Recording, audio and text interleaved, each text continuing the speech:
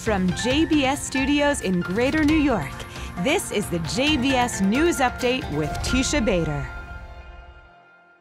I'm Teisha Bader with the JBS News Update for Thursday, February the 16th, 2023.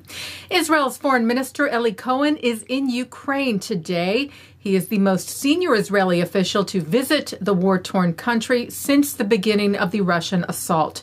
Cohen flew to Poland yesterday and took an overnight train to Kyiv, saying, "I arrived in Kyiv this morning for the first visit of an Israeli minister to Ukraine since the beginning of the war.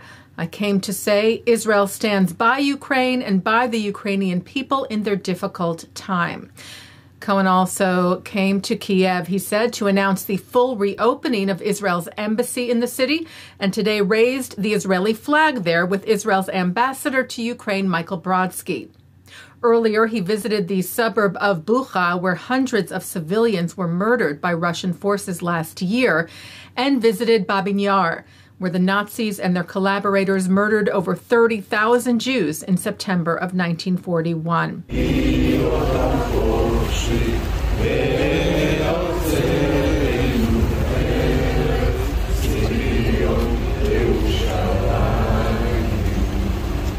Cohen met with his Ukrainian counterpart, Dmytro Kuleba, and told him of Israel's commitment to continue its aid to Ukraine, including, according to the Times of Israel, to assist Ukraine with developing a smart early warning system for airstrikes. And later, Cohen held what he called a good meeting with President Vladimir Zelensky. Cohen saying, "I emphasized to him that Israel clearly supports the sovereignty and territorial integrity of Ukraine.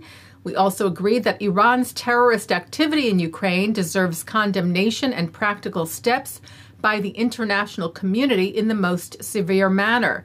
Cohen said of Zelensky, "I promised him that Israel would expand the aid we provide and that we would be partners in the reconstruction of Ukraine even after the war." Israel's Knesset yesterday approved a law to strip Israeli citizenship from convicted terrorists who receive funding from the Palestinian Authority, known as the Pay for Slay program.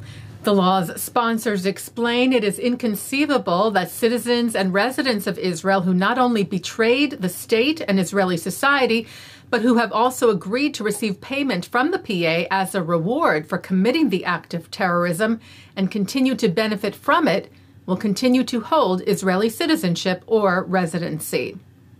A Jewish man was shot today in Los Angeles in the Pico Robertson neighborhood, which has a large Orthodox Jewish population.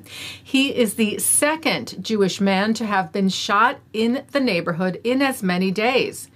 The Jewish Journal reports that the victim was shot in the arm after leaving synagogue and is in stable condition. Yesterday, a Jewish man was shot in the same neighborhood after leaving a morning prayer service at a residence. He was taken to the hospital and later released. The suspect in both cases is still at large. It is unclear if the cases are related in any way or whether the two were targeted because they were identifiably Jewish. The Journal cited the Jewish Federation of Greater Los Angeles, saying while at this time there is no indication that either incident is a hate crime, our community security initiative has been in touch with local law enforcement to make sure our Jewish community is being kept safe. They said the LAPD is increasing patrols in areas where our community is located. Well, the Book of Names installation opened at the United Nations in New York City for International Holocaust Remembrance Day last month is returning to Israel.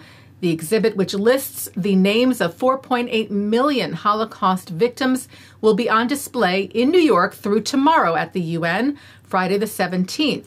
And then will be brought to Israel to be permanently included in Yad Vashem's museum's complex on the Mount of Remembrance. Opening to the public, Yad Vashem said, in time for Yom HaShoah, Holocaust Remembrance Day, which is the eve of April the 17th into the 18th.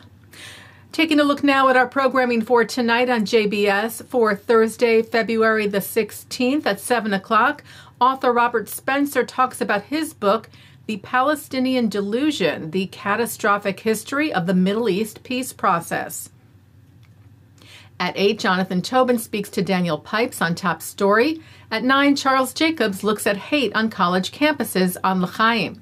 At 10, Ron Eliran is featured on the Jake Ehrenreich Show. And coming up next, it's the ILTV's Insider. And that's the JBS News Update for Thursday, February the 16th, 2023. I'm Teisha Bader. Stay healthy, stay well.